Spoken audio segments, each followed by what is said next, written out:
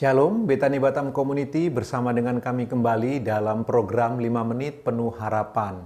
Betani Batam Community, hari ini kita akan melanjutkan pelajaran kita dari Sabda Bahagia Tuhan Yesus di Bukit. Sekarang kita masuk ke dalam Sabda Bahagia yang ke-7, Matius pasal 5 ayat yang ke-9. Dalam Matius pasal 5 ayat yang ke-9, Tuhan Yesus berkata, "Berbahagialah orang yang membawa damai, karena mereka akan disebut anak-anak Allah." Sekali lagi saya bacakan untuk Betani Batam Community, "Berbahagialah orang yang membawa damai, karena mereka akan disebut anak-anak Allah." Dalam teks aslinya, sebenarnya bukan membawa damai, melainkan menciptakan perdamaian, peacemaker. Jadi kita bukan hanya sekedar membawa damai, tapi kita harus mengusahakan, memperjuangkan, menciptakan sebuah perdamaian. Bapak Ibu Betani Batam Community, jelas sekali ketika kita melihat bagian ini, Tuhan Yesus melarang kita berkompromi demi sebuah perdamaian. Itu tidak benar. Karena kalau kita berkompromi, kita menggadaikan kebenaran. Kita menggadaikan kekudusan dan kesucian. Kita berkompromi demi terciptanya sebuah kedamaian. Itu tidak benar. Karena di bagian ayat-ayat sebelumnya kita diberitahu kita harus punya kemurnian hati. Kita harus punya hati yang lurus. Kita harus punya hati yang suci. Jadi sekarang ketika kita diperintahkan untuk membawa damai atau menciptakan perdamaian, maka dalam usaha menciptakan sebuah perdamaian, kompromi dilarang di sana. Saling pengertian itu penting, tapi kompromi tidak boleh. Karena dalam kompromi kita akan menggadaikan beberapa hal dari kebenaran yang kita yakini di dalam Kristus.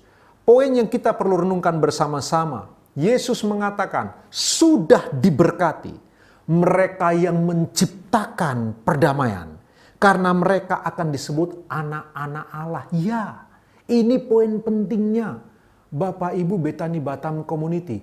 Kristus itu pencipta perdamaian. Kristus pembawa damai. Allah dikenal sebagai Allah yang shalom. Allah yang membawa dan menciptakan perdamaian. Jika kita mau disebut sebagai anak-anak Allah, maka Bapak, Ibu, dan saya tidak punya pilihan lain kecuali menjadi pribadi yang selalu berusaha, berjuang, menciptakan perdamaian. Di bagian lain firman Allah memberitahu kita, jika itu bergantung kepada kita, usahakanlah sebuah perdamaian.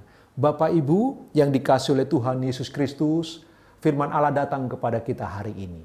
Jika kita ingin disebut sebagai anak-anak Allah yang maha tinggi, Bapak Ibu harus berjuang menciptakan kedamaian dalam hidup kita. Hari ini ketika engkau beraktivitas atau mungkin sedang ada di rumah, apapun kegiatanmu hari ini, mari belajar, ciptakanlah sebuah kedamaian, usahakanlah, bangunlah sebuah perdamaian di tengah-tengah keluarga, di tengah-tengah usaha, di dalam sebuah pergaulan, di dalam pelayanan kita. Mari kita belajar bersama-sama. Bahkan ketika kita bersosialita, kita membangun sosialitas dengan orang-orang di luar kita.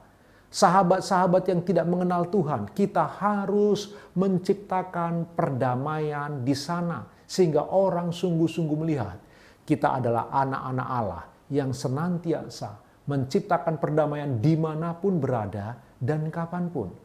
Bapak Ibu Betani Batam, tapi ingat prinsip yang penting. Dilarang berkompromi demi sebuah perdamaian.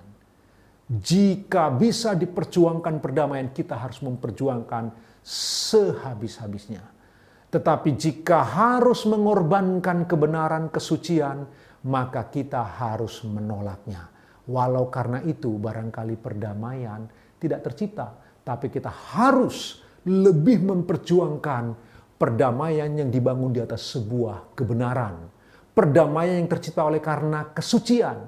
Perdamaian yang tercipta oleh karena ketulusan hati. Bukan karena hal-hal yang lain. Sepanjang hari ini renungkan kebenaran firman Allah. Tuhan Yesus memberkati Bapak Ibu. Selamat beraktivitas. Haleluya.